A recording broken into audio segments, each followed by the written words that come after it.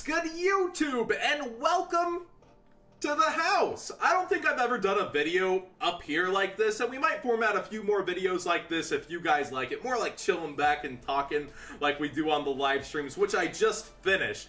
But enough about that. What you're here for, the case ratios for Legendary Collection Kaiba World. Let me go ahead and get into it for a bit. So to start off, there's only one short print, it would seem, in the entire set. This is from 10 cases.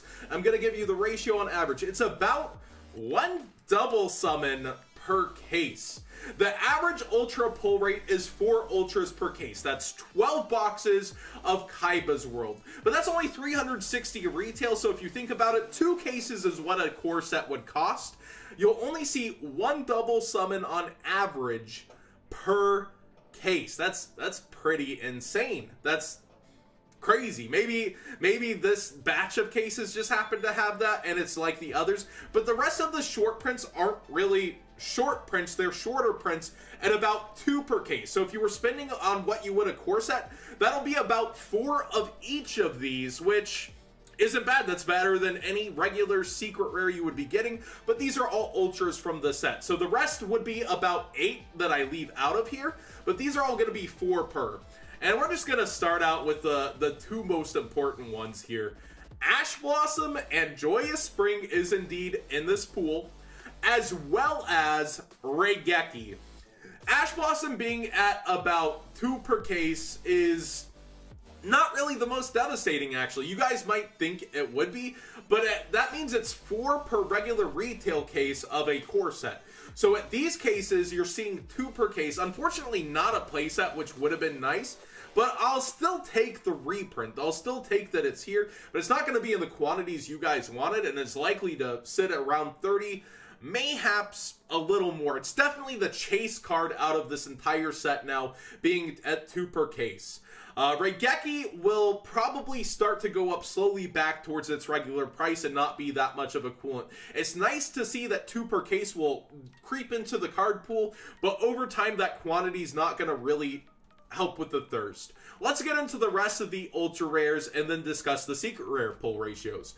Dragoonity Legionnaire, Exile of the Wicked, Dragoonity Ducks, Parrot Dragon, Warrior Elimination, Just Desserts, the Monarch Stormforth, Venus Chain, Mikazuki no Yaiba, I think I said that right for once, W-Wing Catapult, Double Summon being the shortest print, DD Crow, V Tiger Jet, Fusion Sage, Giant Red Sea Snake, and Dragoonity Phalanx, along with Ash Blossom and Raigeki, seemed at about that 2 per case ratio.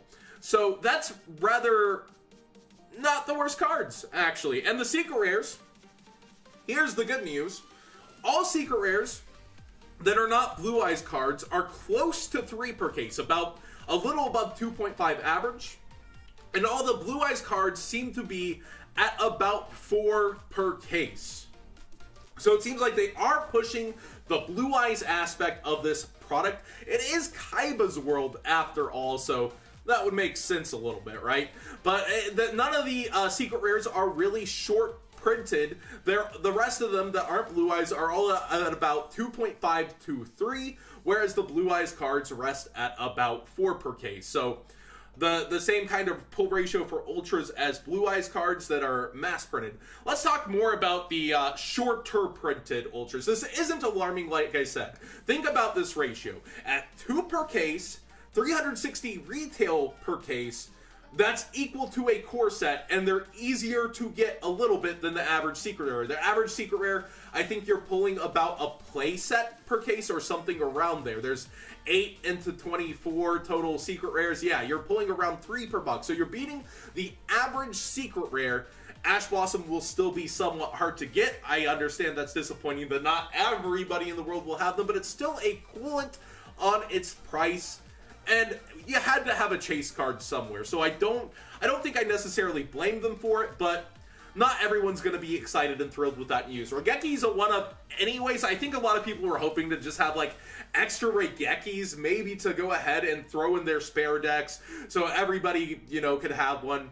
It's kind of understandable. It will be a cool on the price for a little while. Let's talk about the rest of these, though. Somewhat funny. It seems to be, like, towards the collector's cards a little bit.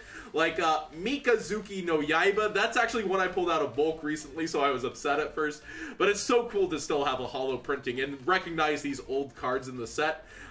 We've got Warrior Elimination is actually kind of a big one. If you remember, during Magibullets, that actually got some hype, like when Magibullets were the next Zodiac. But, I love you, Lithium, by the way, if you're watching.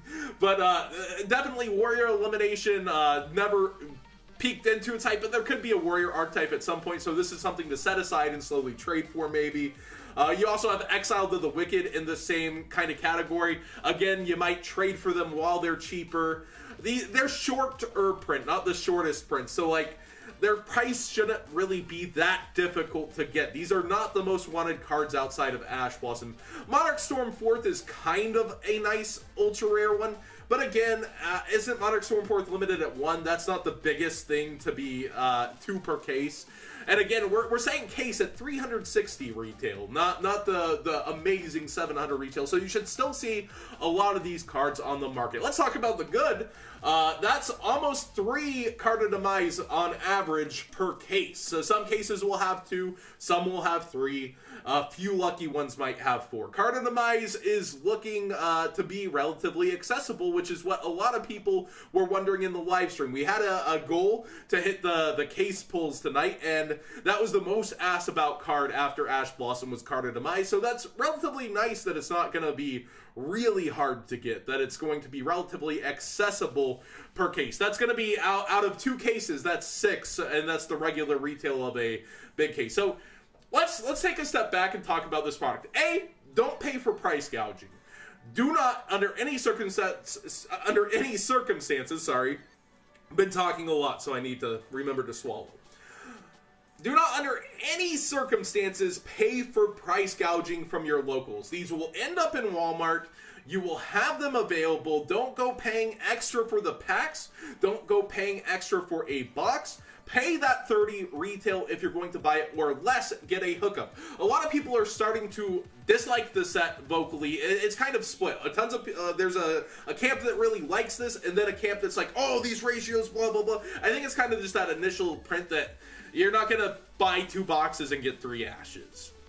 I didn't think it was going to be that way from the start. It's kind of cool that Droll is going to be around 4 per case. You have Ghost Ogre going to be around 4 per case. Like, that's pretty cool, personally, to me, that we have access to a lot of these hand traps in such an easier way. But I under no circumstance, advocate you guys paying for price gouging. A lot of people are saying there's like 15 cards in the set you could possibly want unless you're a Blue Eyes fanatic, and that's better than most sets if you think about it. A lot of people will only go for 8 to 10%, so at a cheaper set, it's good.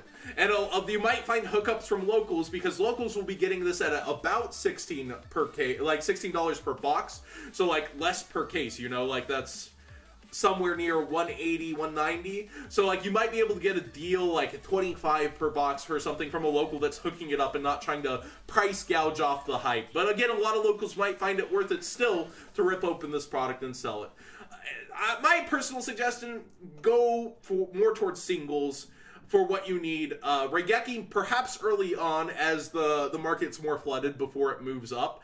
And past that, just trade for what you need or buy what you need as it bottoms out, because a lot of these cards aren't going to be overhyped. A lot of these cards are going to be cards that, you know, people were chasing Ash and they're going to have them in the trade binder, and it's going to be relatively easy to get. So thank you for watching. What did you think of this format of video? We're kind of just sitting around, laying back, talking. You got something to look at in the background. Maybe I'll start doing the CMO and having cards pop up, maybe. But it's definitely not the worst thing in the world to be angry about once you sit back and think about that 2 cases is the cost of a natural core sets case. And all the cards are hollow. A lot of them look really nice. You should really be considering what you're going to get out of this set if you're going for the product over the singles from OTS stores and vendors.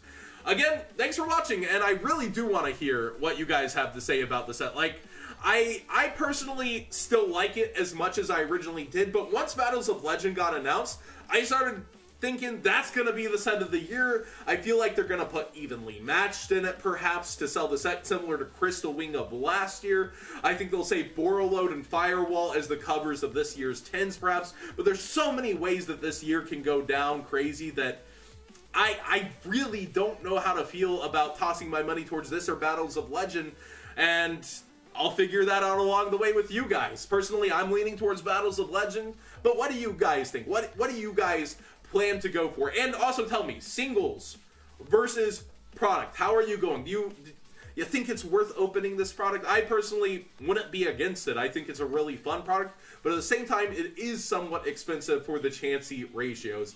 It's all up to you. I personally, I don't know. I'm torn between this and Battles of Legend. I think Battles of Legend's my set.